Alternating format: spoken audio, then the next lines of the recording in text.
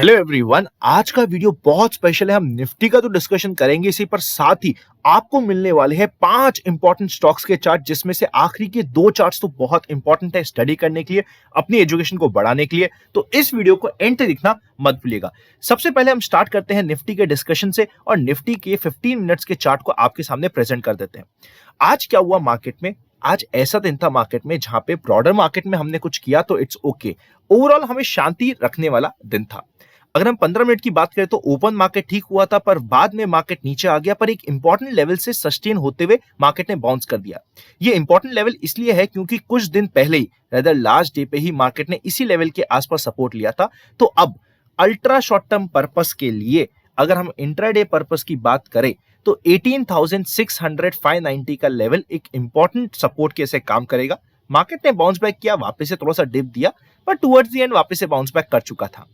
15 minutes का chart हमें simply ये बता रहा है कि मार्केट के लिए अब 18,600 का लेवल इंपॉर्टेंट है और अल्ट्रा शॉर्ट टर्म पर्पस के लिए ये हाई टूटना 18,785 के आसपास के लेवल के ऊपर जाते ही मार्केट नेक्स्ट 19,000 को टच करने के लिए इस बार पूरा सक्षम भी होगा और कोशिश भी करेगा।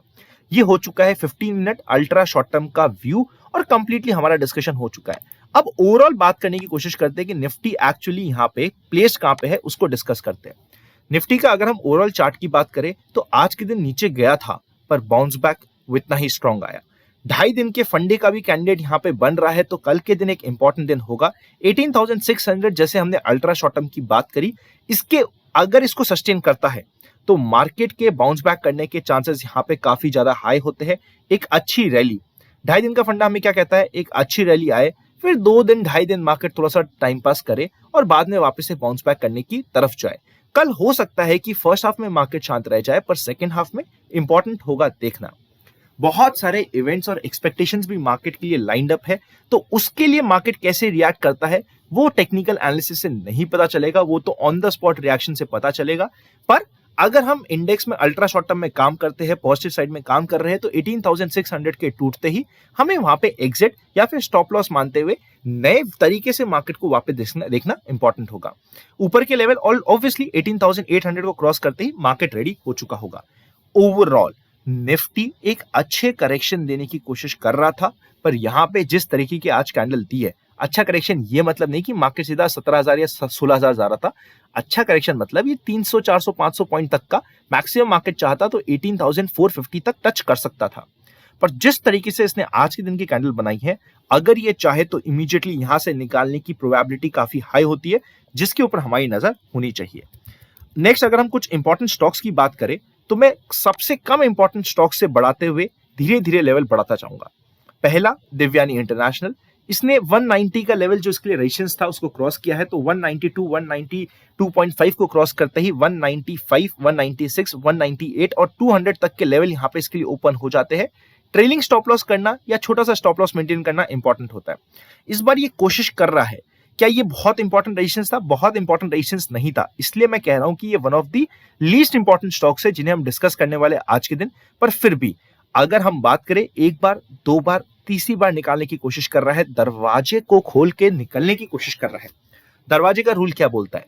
अगर एक लाइन रेजिस्टेंस के जैसे काम कर रही है, पहली बार रेजिस्टेंस बनेगा, दूसरी बार रेजिस्टेंस बनेगा, बट तीसरी बार उसे क्रॉस करने के चांसेस बढ़ जाते हैं, तो हम इसे थोड़ा सा स्टडी में रख सकते हैं। नेक्स्ट हम बात करते हैं ग्रेविटा की। ग्रेविटा आई एम वेरी श्योर आप में से काफी लोग स्टडी कर रहे होंगे और आज बनी है उसमें बहुत ही प्यारी कैंडल। वापस से ये 385 के लेवल जो प्रॉफिट बुकिंग लेवल होता है वहां पे आ गया है।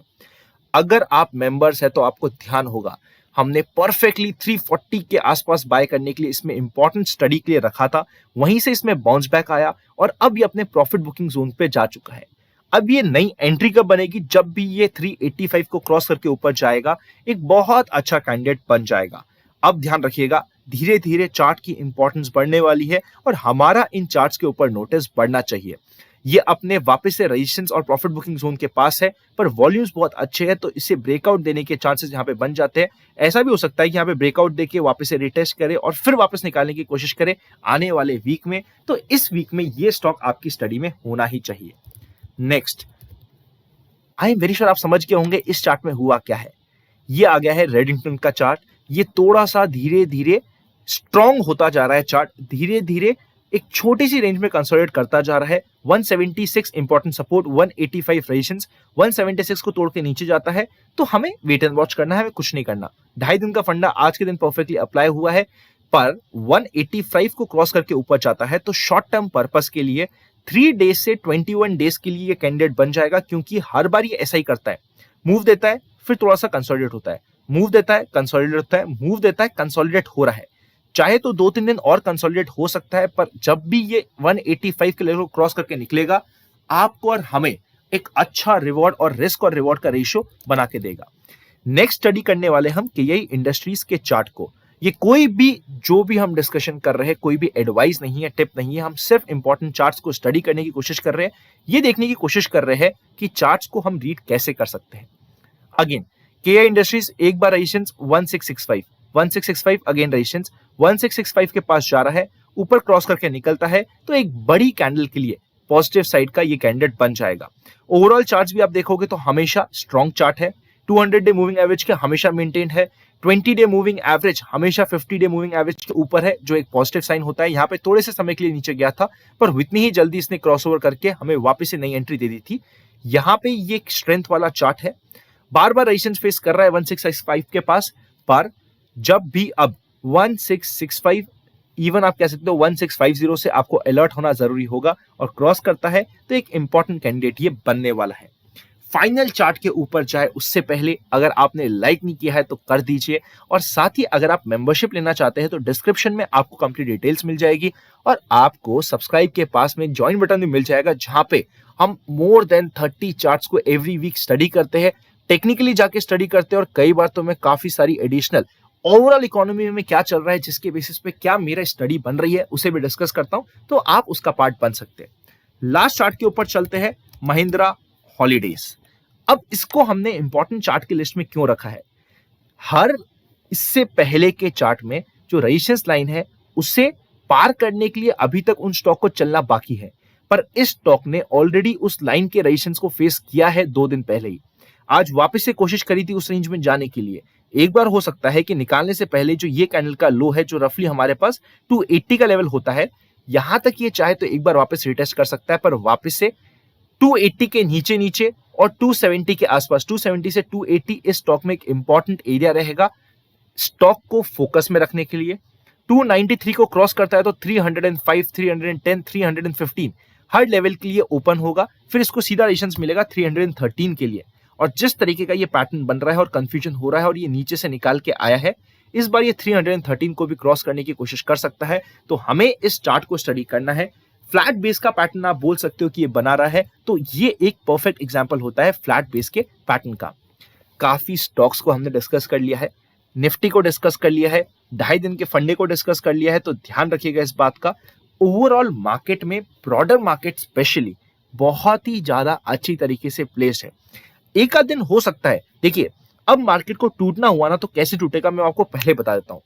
धीरे धीरे नहीं टूट सकता मार्केट सीधा 200-300 पॉइंट गैप डाउन हो जाए किसी न्यूज के कारण, हो सकता है, वो हमारी हाथ में नहीं है, कंट्रोल में नहीं है। इसलिए आपको अगर एक ऐसा लेवल आ रहा है जहां पे लगता है कि नहीं यार, यहाँ पे मैं थोड़ा सा लाइट होना चाहता हूँ, थोड़ा सा प्रॉफिट बुकिंग करना चाहता हूँ, उस चीज का ध्यान रखना है।